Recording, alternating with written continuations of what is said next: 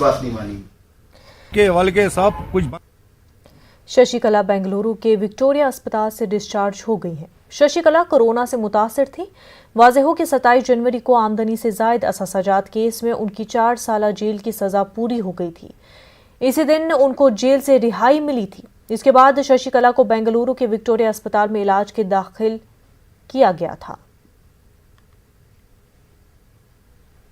हिंदुस्तानी cricket team के साबिक कप्तान और मौजूदा बीसीसीआई सदर सौरव गांगुली को अस्पताल से छुट्टी मिल गई है।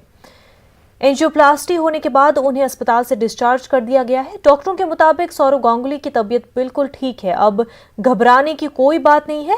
हाल ही में सौरव गांगुली को दिल में तकलीफ की शिकायत हुई थी, जिसके बाद उन्हें अस्पताल में दाखिल किया गया था। वाज़ेह हो कि सौरव गांगुली को इसी साल 2 जनवरी को भी दिल में तकलीफ की शिकायत हुई थी। This time we also checked his previous angioplasty that was done. The stents were working fine, and therefore 2 more stents were put on the left-sided artery. Mr. Ganguly made an uneventful recovery. His heart is very strong, and we hope that within the next few days he should be able to get back to all his normal activities.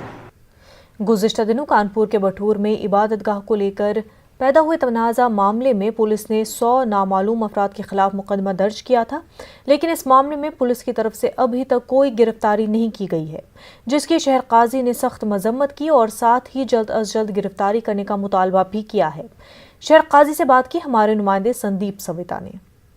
Uttar Pradesh के कानपुर में जिस तरह से बिठूर थाना क्षेत्र के अंतर्गत 17 जनवरी को एक मामला पेश आया, जिसमें इबादतगाह में लोगों ने उत्पात किया और उसके बाद 100 नामालूम अफराद के खिलाफ मुकदमा दर्ज किया गया। शहर काजी साहब ने लगातार इस पर अधिकारियों से बात की। आइए उनसे बात करते हैं कि अब तक क्या कार्रवाई हुई शहर काजी साहब। और तरीके से जो शरपसंद अनासिर हैं, अगर उनको पकड़ा नहीं जाएगा, उनको सज़ा नहीं दी जाएगी, तो पुलिस कार्रवाई करने में कामयाब नहीं हो पाएगी। अब मिसाल के तौर पर अभी 2-3 दिन पहले फिर कुछ शरपसंदों ने मूर्ति रखने की कोशिश की वहाँ पर, और फिर पेशी का लगना और फिर उनको घेरे में लेना। ये पुलिस वाले, पेशी वाले, ये भी इंसान हैं। आप शरपसंदी करो, आपको गिरफ्तार न किया जाए, इनको बेचारों को परेशान किया जाए, कहाँ की अकल की बात है। रात बा करके रखेंगे वहाँ पर, इसलिए किसी भी हाल में गिरफ्तारी होनी चाहिए। मैं इससे इत्तेफाक नहीं करता। गिरफ्तारी ना होने से क्या लगता है मौलाना साहब, शहर में और बिठूर के पूरा वहाँ पर तनावपूर्ण स्थिति बढ़ती जा रही है, लोगों में गुस्सा है, क्या लगता है आपको? गिरफ्तारी न होने से जो है वो मकसद को नुकसान पहुँच रहा है। वो शरपसंद अनासिर, उनकी हिम्मतें बढ़ रही हैं, उनको ताकतें मिल रही हैं। वहाँ और भी मसाजिद, उस पर उनकी निगाहें ख़राब हैं, इसलिए गिरफ्तारी मस्ट है, किसी हाल में भी होनी चाहिए। मैं इससे इत्तेफाक नहीं करता। प्रशासन से मेरी गुजारिश है कि आप अपने इंसाफ को बाकी रखते हुए जिस तरीके से आप काम करते रहे हैं, आगे भी इस काम को अंजाम दें।